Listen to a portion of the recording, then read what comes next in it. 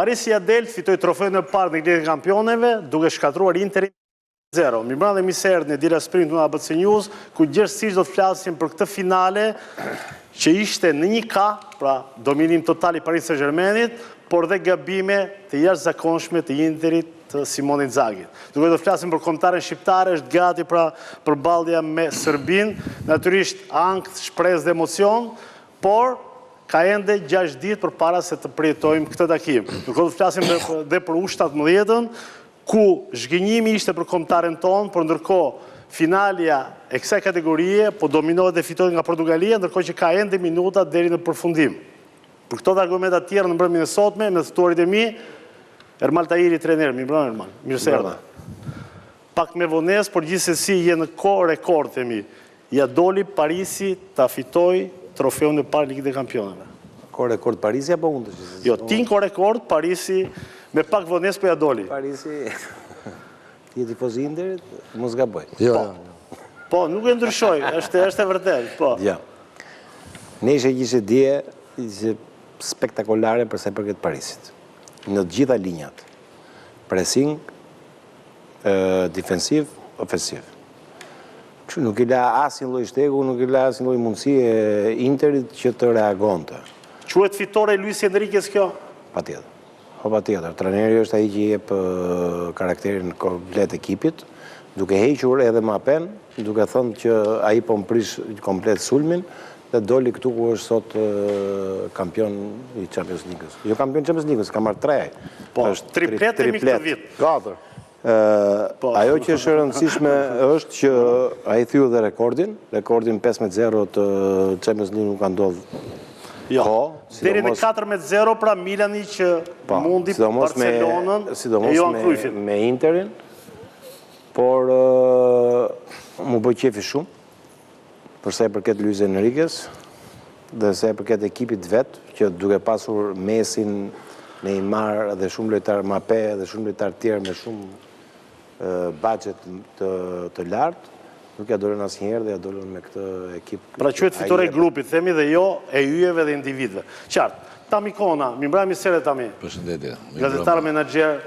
Tami, si e përjetove këtë finalet madhe dhe trofeun e parë të Paris Saint-Germainit? Është tjetër gjë si e përjetuam, pak si për unë ditë them vetëm gjë, presidenti më i përfolur i Paris Saint-Germainit që nga momenti që kur Katari, domethënë shoqëria nga Katari, presidenca e Katarit ka marrë një nga emrat më të mëdhenj të futbollit francez dhe asaj evropian siç është Paris Saint-Germain, sigurisht ka qenë një president i përfolur për vetë fatin që edhe pse shpenzonte shumë amaramëndse, Parisi asnjëherë nuk ishte arritur që të shkonte, të arrinte të fitonte trofeun më të rëndësishëm të kontinentit. Mos e dim shëtë që në 2019 e humbi me Bayernin në finale me rezultati 1-0, edhe pse në skuadër kishte lojtar emra, por që nga momenti që ardhja i një trajneri spanjoll i cili e ka fituar këtë kompeticion me një skuadër tjetër, sigurisht me Barcelonën, normalisht ekipi ka bërë dhe i ka dhënë ekipit, ose më mirë, i ka dhënë Francës trofeun e dytë nga rëndësia mbas asaj të Olimpikut Marseilles. Do t'i futemi në thellësi tani, natyrisht për shembull është një nga ato finale që do diskutohet gjëre gjatë, sepse ka brenda jo vetëm anën sportive, por dhe anën njerëzore. Jo, ajo që e bën më interesante është ajo që tha Ermali, është rezultati shumë i thellë 5-0. Po. Nertan Priti, kolega gazetare ABC News, mi mbrëma tani. Mi mbrëma, Max. Ndërkohë festa, emocione tani në Paris, më shumë, themi, se ç'duhet, ndoshta u tejkaluan. Po, nuk kanë u tejkaluan mbrëmjen djeshme, pra me njerë pas sfidës, u kthyen në guerriljet vërtet, pra festa e parizjenëve, por nuk mendoj se kishte lidhje me tifozët, me është çështje tjetër, çështje politike, çështje ndasisë, çështje racizmi, dhe nuk lidhet më shumë me tifozët, por gjithsesi festa u kthyen guerrilje me qindrat plagosur, qindrat arrestuar, 2 vdekur, kështu që në bilancet e asaj që ndodhi në Paris mbrëmje djeshme, por vetëm pak kohë më parë, ndoshta vijon dhe tani festa, Paris Saint-Germain bëri nuk priti, pa mbushur 24 orë nga triumfi në Munich, kthehet në Paris dhe bën atë që cilësohet si parada e triumfit, ecja klasike në autobusin e hapur e skuashën. Gjithë bulevardi Champs-Élysées e Parisit, kështu që ja këto janë pamjet e vetëm pak kohëve më parë, me njerëz apo zbriti në Paris, filloi edhe parada e triumfit për një sezon fantastik, duhet thënë, 1-3 për 4 trofe, pra fitoj patjetër që po, përveç Champions fitoj Ligën 1, e mbrojti Ligën 1, më saktë fitoj Kupën e Ligës, po ashtu Kupën e Francës dhe është pas Celticut Glasgow në 67-ën, është ekipi i dytë që arrin fitoj 4 trofe në një edicion. Po, Kristo Thoma, kolegë gazetar i të vështes, mi mbran Kristo Mirëserdhe. Zëri i rëndësishëm i kombëtarës shqiptare në vite, natyrisht së bashku me Ylli Jagën, natyrisht edhe me Alban Gjianin, na përcjellin shpeshherë pra emocionet e kombëtarës shqiptare. Kristo, kjo ndeshje thamë përveç aspekti sportiv, kishte edhe aspektin dhe anën njerëzore, apo jo? Në këtë aspekt, Luis Enrique na mësoi gjithë dhe na dha një leksion të rëndësishëm. Luis Enrique meritonte, pra atë që bëri u thatë diçka këtu, sigurisht që largimi i yjeve, bindja e tij tek këta lojtarë të rinj që ne zbuluam në këtë sezon, por sigurisht që ai i njihte dhe i hidhte kështu me radhë gjatë sezonit duke i bërë të rëndësishëm. Mos të harrojmë që dje ishte në stol Barcola dhe luante Due, për të cilin që tani ka filluar të fritet se mund të jetë top i ardhshëm, ndoshta një të ardhme dhe të afërt. Por sigurisht që janë idetë e tij, skemat e tij që kanë funksionuar, që i kanë bërë këta lojtarë që të arrijnë jo vetëm rezultatin e finales, por të gjitha ndeshjet në të cilat Parisi ka arritur të kalojë duke eliminuar thuajse gati gjitha skuadrat e Premier Ligës angleze. 4 skuadra angleze. Duke filluar që me Manchester City, kur ishte në vështirësi brenda një ndeshje të cilën e përmbysi më tej, kujtojmë me Aston Villa, me Liverpoolin, me Arsenalin, dhe të mundur skuadrat angleze që dominojnë edhe prej ritmit të tyre, të kampionatit të tyre në Kupat e Evropës, që këtu pra i kishte dhënë shenjat e para. Interesant është fakti që dështimi i fundit i Luis Enriquez ishte në Katar, me Spanjën, dhe aty u kryqëzua edhe për mënyrën që skuadrat e tij nuk arrinte, domethënë të shprehte idetë e tij, dhe me sistemën Katar përpara bluzës Parisit, tashmë ai rikthehet i rëndësishëm në futbollin evropian dhe botror. Kombëtarët me klubet Kristo. Flasi për idetë e lojës. Po ishte edhe fundi ciklit në atë kohë e Spanjës e Luisën, kur e mori Luisën në Të gjë klubet edhe do të thallë probleme të tjera për idetë e lojës. Për idetë e lojës sepse u kritikuar që skuadra e tij qarkullonte topin, por nuk arrinte të shënonte, nuk arrinte të vertikalizonte, gjë që ndoshta me një grup pak të ndryshuar Spanja arriti të fitonte evropianin me një trajner tjetër. Dhe ai rikthehet, sigurisht një trajner i rëndësishëm.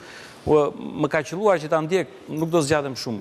Dhe është një trajner shumë interesant që tek Roma, edhe me mënyrën e stërvitjes së skuadrave të tij, është trajneri që kemi parë. Pra inovator themi ne shumë në shumë aspekte. Me disa syze të veçanta që ndjek stërvitjen e lojtarëve, me një ekran ku lojtarëve u bën analizën teknike, taktike një tek në për tek, duke hipur, duke komunikuar me Radio Marse, me ndihmësit e tij, duke hipur, duke i parë nga lart, pra me disa është i fiksuar, po themi dhe ky është një rezultat që sigurisht ai e meritonte dhe Parisi e meritonte. Ndërkohë që tek Roma vazhdojnë ta qajnë se mos mbase finale, sepse thonë nuk patëm durim ta mbanim Luis Enrique në gjirin tonë. Dhe nga i moment kanë kaluar shumë trajnerë dhe Roma ende lëngon themi situan në rezultate. Në Itali në përgjithësi ka shumë histori të tilla, qajnë shumë në Itali histori të tilla. E drejt. Ndërkohë në lidhje direkte nga Gjermania, Altin Rakli, ish futbollisti kombëtarës, mi mbrëma Rakli, mirëserdhe. Mi mbrëma Mr. Gjek. Rakli, çfarë finale pe mbrëm? Natyrisht rezultati flet qartë, flet shumë, por Rakli si e pa dhe si është përjetuar ky triumf i Paris Saint-Germainit në Gjermani? Atëherë sipas me, do të thonë, si e këtë dije rreth parë herë dy fjalë për fituesin, se fituesi nuk gjykohet asnjëherë. Parisi këtë kompeticion, themi drejtën, ka bërë një skuadër fantastike, një skuadër shumë fort, një skuadër që luan futbollin, për mendimin tim, pas Barcelonës, futbollin më të bukur pra. Jo vetëm skuadër shumë e fortë në aspektin mbrojtjes, pra që nuk lën hapësira pothuajse fare. Ka arrit të sjellë një domaruma në formën e vet më të mirë të jetës, besoj unë, dhe ky ishte edhe pika e fortë pra e mbrojtjes së Parisit, ka shpëtuar gola të pashpëtueshëm, i themu në gjuhën sportive. Ka kap topët, domethënë të pakapshëm, i themi ne, që e ka shpëtuar skuadrën në momentet të veçanta. Pra, kjo është pika kryesore që Parisi shkoi deri këtu. Kam përshtypjen që në finale pastaj thjesht një mendim im e ndihmoi edhe Interi me mënyrën e lojës që zgjodhi të luajë. Unë kisha besim fakt të Interi, kisha besim të taktika italiane. Italianët janë shumë të zotë, sidomos për një ndeshje ta nxjerrin ato në çdo lloj forme dhe çdo lloj mënyre. Por fatkeqësisht pra për italianët kjo ndeshje u zgjidh në mënyrë jo të mirë nga trajneri. Nuk mund të lush me 3 mbrojtësa kundër një skuadre që me aspektin sulmues ka sulmuesit më të shpejtë dhe i ka bërë gola çdo lloj skuadre. Pra të lush një finale të tillë mund duket pak shumë riskant. Pra ky ishte gabimi kryesor për mendimin tim që Interi i bëri në këtë ndeshje, plus pastaj thot Gjermani i fjalë kur nuk ke fat, po të vjen dhe fat i keq më mbrapa, ju bashkuan gjitha këto edhe në golat e parë që psuan pra. Erdhën disa aksion jo topa të përplas të këmba, domethënë disa episode që ndanë ndeshjen pastaj në. Pra pak fat themi edhe pse Parisi e kërkoi jashmase presingun, sulmin dhe gjithçka që në minutën e parë. Le ta themi këtë të qartë me fjalë. Kështu që ishin ata dominant në gjithë fillimin e ndeshjes dhe më pastaj rezultatet vetvetiu vinë në një formë apo në një formë tjetër. Por nuk e diskutojmë pjesën e Parisit, ne e thamë Parisin. Parisi bëri gjëra vetë më të mirë të mundshme. Po flasim pastaj për kundërshtarin, se ti ke një kundërshtar përpara, dhe në momentin që kundërshtari ta bën të lehtë, atëherë ti ke shumë më të lehtë dhe për ne unë duk kjo finale shumë e lehtë. Pra një rezultat shumë i lehtë, nuk s'kam pa finale më të lehtë, sinqerisht, s'maj men finale më të lehtë se kjo. Megjithatë pa i heq meritën Parisit, ai është vërtet, domethënë që Parisi ka vite që investon shumë amaramëndse, ka pas lojtarët më të mirë aty me Mesin dhe me Mbappén dhe nuk ka arrit fitoj asnjëherë. Por nuk është gjithmonë paraja pra që bën skuadër. Po të shofësh aty me 2-3 zëvendësime apo 4 maksimumi që kanë bërë atë këtë vit, kanë bërë një skuadër pothuajse perfekte. Kjo është e veçanta, Rakli, pikërisht ndalojmë pak këtu dhe shkëmbejmë mendime sepse kjo është e veçanta. Nga garda e vjetër e Paris Saint-Germain ja vetëm 3 lojtarë, Donnarumma, Marquinhos dhe mbrojtësi Kraudiat, Hakimi. Dhe pjesa tjetër natyrisht janë gjithë lojtarë të afruar në një formë apo në një formë tjetër nga Luis Enrique.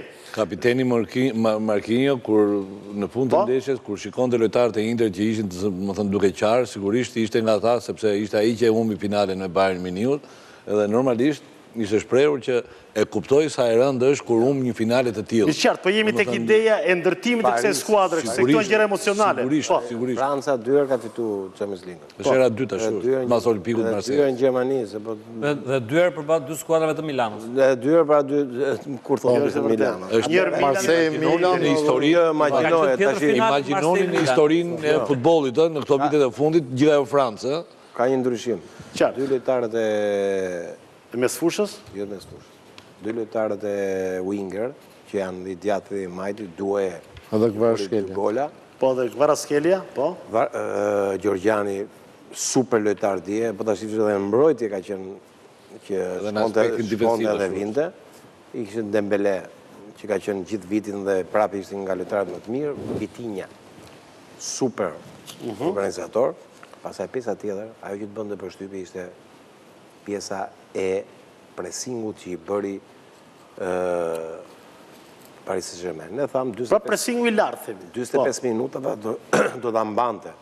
E majti 90 minuta dhe vazhdoj akoma më tepër. Sa ndikonte fakti Tahiri që presingu që bënde Parisi më pas i përkthej në zotrimin e topit që bënde po përsëri Parisi dhe që menaxhonte themi dhe energjit dhe zotrimin e topit për të rikrijuar përsëri superioritetin ndaj Interit. Dhe Interi që ishte flegmatik në rimarrjen e topit dhe jo vetëm flegmatik, presingun e po lartë. Interi u duk se s'kishte edhe grind, sepse lojtarët e Parisit i jepshin grindën më të madhe lojës. E para, e dyta, qarkullimi i topit. Po ta shifshi topin bësh me pasat shkurtra, qarkullonin topin e ktheshin marrëtas, e ktheshin djatas, derisa të gjeshin hapësirat e duhura për të qenë përpara. Ajo që më bëri përshtypje mua është kjo që nuk ka pasur asnjëherë në një finale se 15-0 është shumë. Ka një rivalitet në përmjet 2 skuadrave të paktën, ose do ketë minutat dhe veta. Ose do ketë minutat dhe veta ekipi kundërshtar ndërkohë që finale 5-0 ishte pak. Ishte pak. Dhe nuk pati as minutat dhe veta ekipi i Interit. Dhe më duk shumë i vogël përpara Paris Saint-Germainit. e para punës e Parisi edhe në letër ishte më favorit. Dhe më thënë, përsa i përket... Diferencat vogla, 53-47%, kjo ishte themi... Letër, nuk mund tush letër. Jo, në kuptimin fjalë, ajo finale, normalisht ishte 50-50, para ndeshje. Por kompanitë e basteve, kur kuotonin fitorin e Interit 3 pikca dhe fitorin e Parisit 2, sigurisht fitorin për 10 minuta. Liverpool, Arsenal, Aston Villa, apo jo? Këto kanë qenë 3 ekipe që ka.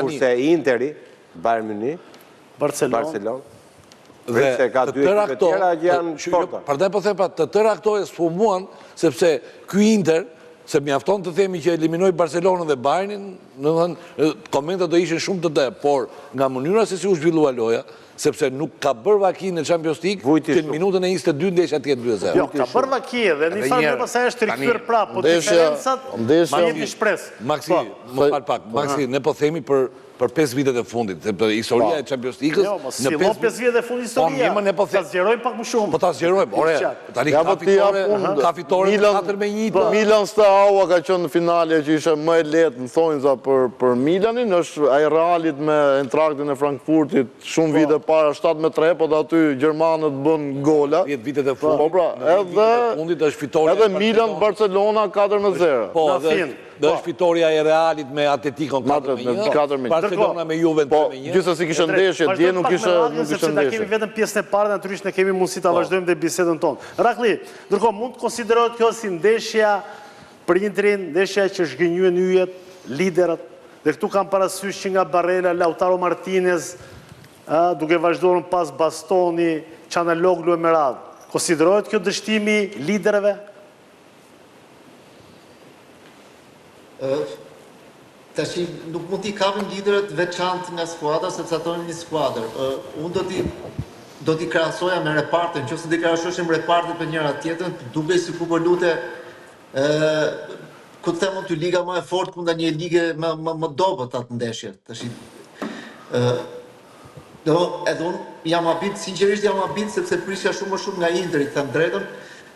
Ishte një skuadër inexistente dhe unë nuk e di arsyen, mund t'jenë shumë arsye teknike, taktike, ku ta di unë, por një skuadër që mos krijoi asnjë rast të kundërshtari.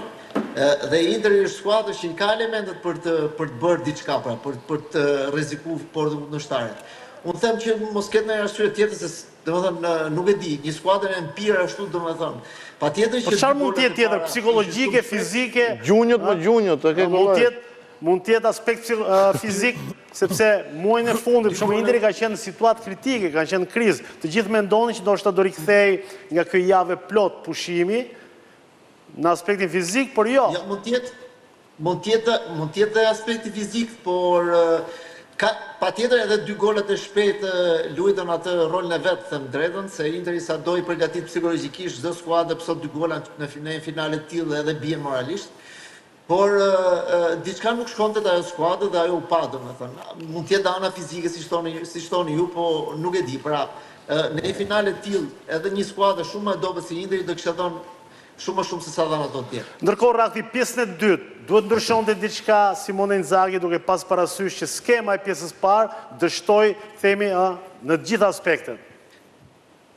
Tani, një gjë, domethënë më vjen çudi se kam pas tjetër përshtypje për skuadrën italiane. Në ndeshje të tilla ato e kthejnë edhe mënyrën e lojës vet. Pra, në ndeshje specifike siç ishte kjo finale, duke ditë edhe forcën e kundërshtarit, shpejtësinë, pra, unë jam një tifoz që ndjek Parisin dhe di shumë mirë aftësinë dhe shpejtësinë që ka kjo skuadër të sulmoj, të bëj presikun e lartë, po edhe të kundër sulmoj. Pra, e ka lojtarët shumë shpejt. Po patjetër që do ta ditë trajneri i Interit, Inzaghi, pra, dhe ta vendosë skuadrën me 3 mbrojtësa. Në një finale të tillë, ku ti s'duhet të pësosh gol, patjetër, pra, s'duhet të pësosh gol rreth parë, dhe atëherë mund ta shtysh ndeshjen, mund ta shtysh edhe deri te penalltit, po e ke një shans. Mu më duk shumë, domethënë, shumë e egzageruar për mendimin tim. Pastaj pjesa e dytë, patjetër kurse bëra në fillim ndeshjes duhet ta bëhe pak më vonë. Por si duket pastaj nga që u psuan ato 2 golat shpejt edhe ato s'kishin ça unë më. Kështu që e la atë lloj të sistemi taktik 3-5-2 domethënë.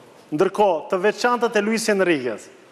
sepse konsideroj trajneri inovator, një trajner që në një farë mënyre gjatë një ndeshje ka dhe ai lëvizjet e tij të fshehta taktike dhe që dje i rezultuan deciziv ndoshta Vitinha Neves në qendrën mes fushës, ishin ata që menaxhuan themi gjithë lojën e Parisit.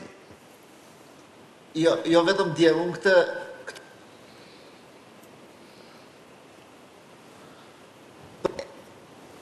e kam njek me shumë më të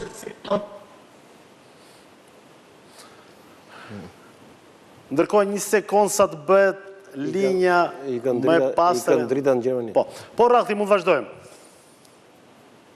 Këtë ekip e kam djek më shumë për kureshte, sepse ndryshimi i shpejt i kësaj skuadre, pra më ka bërë përshtypje edhe mënyra se si edhe kush janë lojtarët që spikasin dhe një kryesor nga këto është ai Vitinha, sinqerisht, ai është çesti i skuadrës për mendimin tim. Është lojtar që ka një horizont, ka një pamje, shef gjithë lojën pra, si në fazën mbrojtëse, ashtu në fazën sulmuese. Është lojtar që fillon sulmin, është i pari që mbron në fazën mbrojtëse. Pra, janë disa lojtarë kyç që kanë zënë vend kohët e fundit pra me Enriken, dhe nuk është se Enrique nuk i ka pas këto lojtarë. Edhe Mbappén aty nuk është se hoqë Enrique, do ta themi këtë. Jo, qartë, ai e donte, por gjithsesi që kërkesa e tij. Po. Mbappé iku vet, edhe Messi para ca vitesh në kohën e Enriques ishte aty iku prap vet. Pra, edhe Enrique nuk është se ka qenë perfekti si trajner. Është rregulluar me kohë. Gjatë rrugës. Ndërkohë, Rakli, një fakt tjetër është që Dembele na duket ndryshe. Nuk është më i llastuari tek Barcelona, që luante PlayStation e tjerë, por duket si një profesionist i vërtet dhe që luan për ekipin. Po pikërisht në kohën e Mbappés, ato i lushin gjithë për Mbappén. Sot luajnë gjithë për ekipin. Ky është ndryshimi që ka ndodhur te Parisi. Domethënë është e thjeshtë. Dhe po ta shohësh, Dembelea nuk luan fiks në një pozicion. Ato ndrojnë pozicionet me njëri tjetrin. Me atë Doun që për mendimin tim është e ardhmja e futbollit 19 vjeç, domethënë me atë talent, domethënë kemi disa lojtarë që përshkëlqejnë tash, kemi Lamine Yamal ne këtu, domethënë po vinë lojtarët e mirë. Po vjen i brez i bukur, po. Po vjen një brez i bukur shumë. Pra janë lojtarë që po bëjnë diferencën aty, për japin gjithçka për skuadrën, kombinojnë shumë mirë me njëri tjetrin, e kuptojnë njëri tjetrin pothuajse pa parë fare, pra, dhe kjo është sekreti i kësaj skuadre për momentin. Po. Ndërkohë Ermal, ti the në një farë mënyrë këndvështrimin tënd e drejtë. Mirë, pra, kjo është mbrëmja e sotme natyrisht që fluturoi koha dhe me argumentet tona, U17 nuk kemi mundësi të analizojmë në emisionin që vjen, kampione Europë, pra për këtë grup mosh U17 është Portugalia me rezultatin 3-0 përballë Francës. Unë do të fitojmë ne dhe mos jemi me pritës. Ideale fare. Mirë atëre. Faleminderit Tami Kona, Kristo Thoma, faleminderit, Ermal Tahiri, faleminderit, Tam Priti, faleminderit. Ndërkohë që me tani çdo ditë në orën 12:30 dhe 17:30 me Sport Center për lajmet e fundit dhe informacionin nga vijnë nga sporti vendas dhe ndërkombëtar. Bashkë takojmë dielën që vjen, mundësisht me një fitore të kombëtares son pra ditën e shtunë dhe të kemi mundësi pra të festojmë në studio dhe jashtë saj. Deri atëherë, mirupafshim.